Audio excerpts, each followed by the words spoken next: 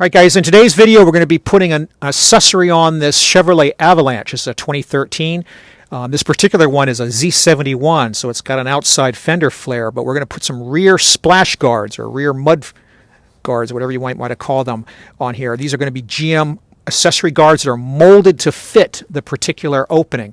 And because they're molded to fit the particular opening, there are 24 different part numbers and 6 different instruction sheets. I'm going to be showing you just one example, but I'll include during the bottom video text and also in the description how you map these part numbers to these instruction sheets. So I'm just going to flash these different instruction sheets here just so you can get a feel for them.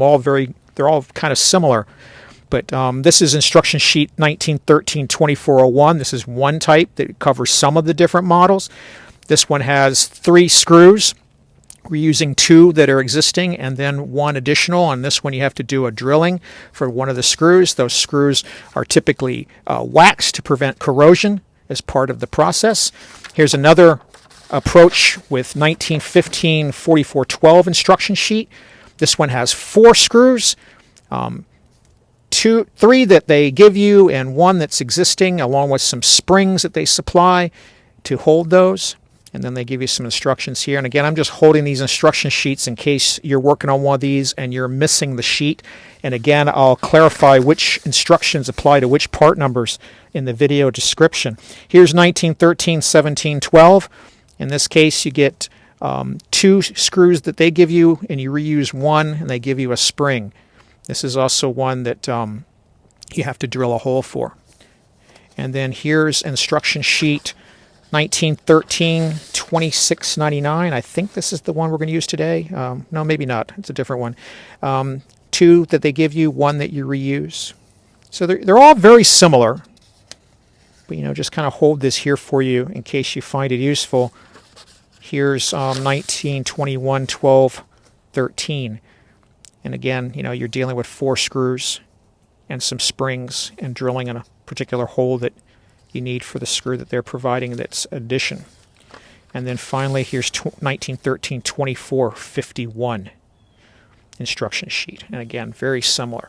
So I'm only going to show the example of the one that we're doing on this particular truck.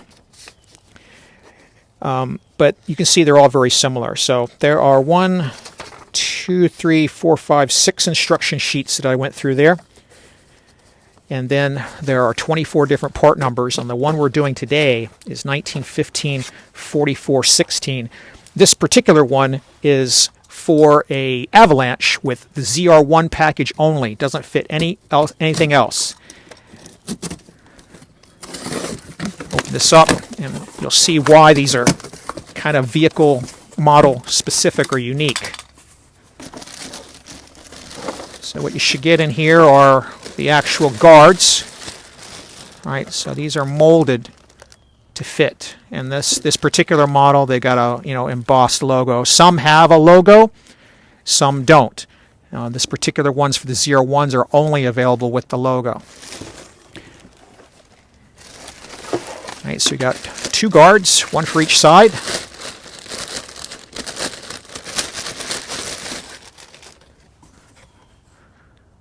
And they'll have the GM logos and part numbers in there as well.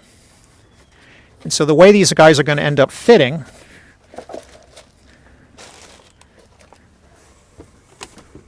is just like this. All right? So it's going to reuse this screw here, and it's going to reuse this screw here, and then we're going to have to add a 3rd screw. Now this particular one hasn't been opened, so fortunately everything's inside. There's our 2 screws that are waxed to prevent corrosion. And then the instruction sheet happens to be included with this one. And this one is actually a 1915-4419. So there's yet another instruction sheet for you to see there. And so to get going on this, all we're going to do is we're going to start with, just like they show, they want you to clean and degrease the body panel, 50% alcohol and water. You don't even have to mix anything up. You can often find this at the store. I keep this on hand. This is from Walmart. But you keep this on hand for cleaning a lot of different things. This is 50-50, 50 water and 50 alcohol. And you can use that to clean and get the grease off.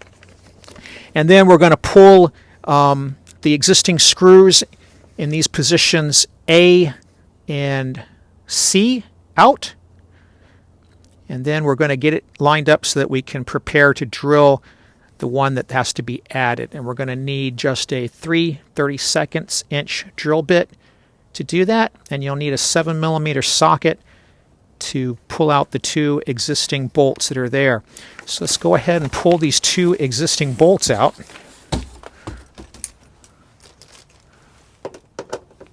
You can either use something like this. It's kind of cramped here with the tire.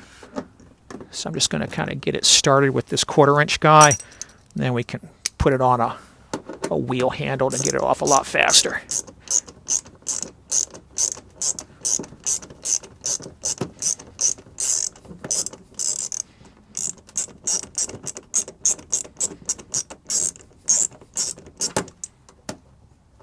a long screw.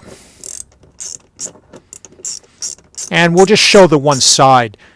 You know, obviously the instructions going to be the same for both sides. One's just like the mirror image of the other. So let me go ahead and get this lower screw out, and then we'll go ahead and get everything cleaned up, and we'll come back. All right, guys, after we've gotten those bolts out, we're just going to do some final cleaning here with the alcohol. Just want to make sure you get all the dirt. Mostly, we're after is anything that might be greasy to prevent the tape from sticking. So I'll show you this again. This part has a couple of pieces of adhesive trim tape that is part of its installation. But we don't want to have any small stones or rocks under here that might chip away at the paint and then cause corrosion after we get this thing mounted. Anyway, so this is like the 2nd or 3rd time I've gone over cleaning it, right? So when we take a look at the piece, here's the trim tape I was referring to, right? So you got 2 pieces here and here. And then some debris just likes to go in there. You got a piece that's going to go under the fender well, and then you got a piece here that's going to clip under this existing trim piece here. So I'll show you the front piece, then we'll come down in the bottom and we'll show where this goes. But basically we're going to test fit this guy like this, and then we're going to get this piece underneath, just like that. See how we slid that underneath? You're going to want to keep your tape out where you can access it later. So we're going to make sure that our bolt holes are lined up here and here. And I'm actually going to put the original bolts back in and get the tape in position before I drill the hole that they ask you to put in. In fact, you know, it might even be optional whether you want to do that or not, but we're going to put that piece in last. So let me give you a view from the back so you can see where that piece goes into the lip. All right, so here's a view from the back. Here's that clip I was telling you about. And what you want to do is you want to make sure that that is going up in here, just like that. So that's going to hook onto this piece.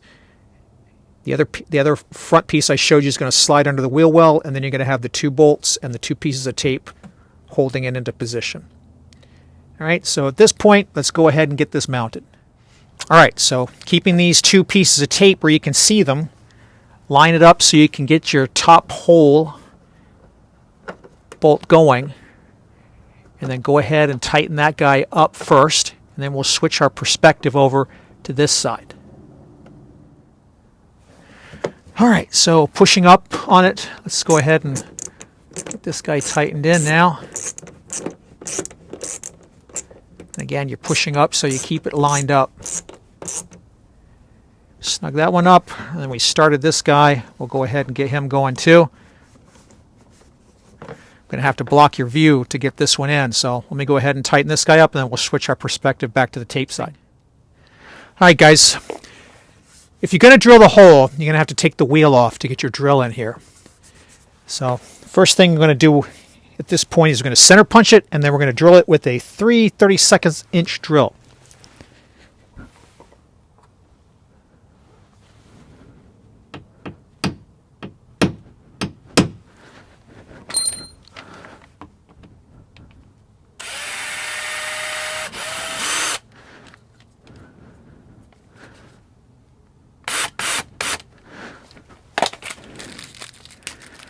One of these screws.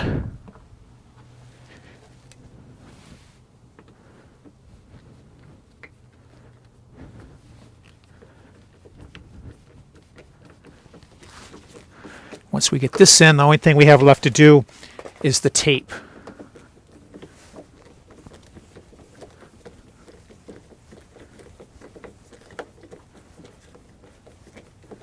There's no torque value on this. Just snug it up. You don't want to get it too tight or it'll warp this guy. All right, and so on the other side here now, what we can do is we can come up here and we can grab the tape. We can pull that strip off like that, push it up from the bottom, and then push it up against here and just hold it for a moment. And then we'll do the same thing down here. Pull it back just enough to pull the tape strip off. Just like that. And then pull this, push it down, and just hold it for a moment. And that's it. These 3M adhesive tapes are very sticky, and they will hold it on just fine. And that's it. We'll do the same thing on the other side, and then I'll show you the final product. All right, guys, we got the passenger side one on here. Just going to give you a shot of the fitment. Again, you know, these are molded, and I said in the beginning, there's 24 different part numbers to fit all the different kind of combinations across the Avalanche and the Tahoe, the Suburban, the Yukon XL, the Escalade EXT. All right, guys, we've got the passenger one installed. We're all done. Let me just give you a couple of shots of the finished product. I think these look really good. Again, there were 24 different part numbers that I'll list below, along with the 6 or 7 different instruction sheets covering both flavors of the Escalade, Suburban, Tahoe, Avalanche, and the Avalanche EXT. I think I misspoke rather earlier. This is a Z71. I was thinking of a Corvette earlier with the ZR1. This is a Z71 option Avalanche for this particular part number that we installed today. So let me give you a shot of pan around on the driver's side. All right, guys, and then just here's a final wrap up on what we started off with on the driver's side. And again, that last screw, that Phillips waxed screw in the drill hole, the 3/32 drill hole, is optional. I went ahead and put it in, though, just because that was part of the instruction set. They did not give a torque value for these fasteners, so that's why you didn't see me quote that like I usually do. But I think these came out really nice. And again, these are just the rears. At some point, if I decide to do the fronts, I'll link something up in the upper right. But for now, the owner just wanted to put these rears on. I think they came out really good, really custom fitment. If you have any questions about this procedure or installing these, go ahead and leave a comment below and I'll try to help. If this video helped you with installing yours or clued you into how to remove and repair them if you already had them, or just clued you in on the availability of this type of option, appreciate you paying it forward and hit that like button. And as always, thanks for watching.